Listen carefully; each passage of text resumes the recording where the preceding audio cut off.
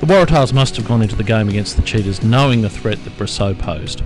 In this first clip, Dean Mum's going to receive the ball, but he's got no support in behind him, and without that support he's going to be vulnerable. By the time a supporter does arrive, the contest is effectively over and Brosseau's achieved the turnover.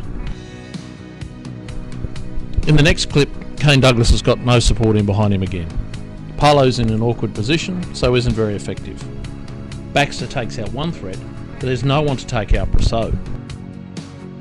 There are three forwards coming round for the next play. You can see they're all looking at Brosseau, but none of them react quickly enough.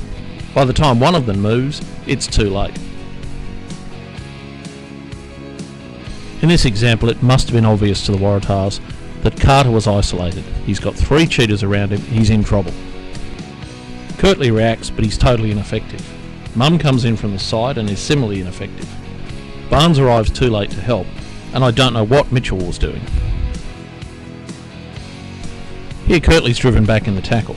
Mum and McCutcheon are close enough to help, but they're ineffective. McCutcheon's driven easily off the ball, and here's the ball laying on the ground with Mum in perfect position to counter-rack, drive past the ball and secure it. Instead, he just watches the halfback pick it up.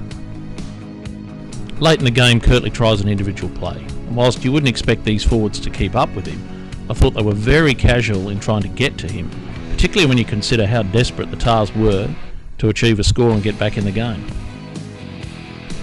In this first clip from the game against the Brumbies, the Waratahs have counter-rucked off the ball far too easily, and the forwards who arrived were ineffective. They may as well have not been there. In this example, Waugh gets in good position and does a good job, but for a bloke his size, Parlu comes in from the side and hardly makes an impact.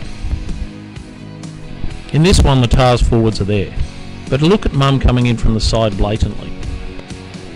Here Mum's isolated with no close support. It's left to Kirtley Beale. They were lucky not to get turned over here. In a number of those clips, the lack of accuracy from the Tars is shown by players blatantly coming in from the side.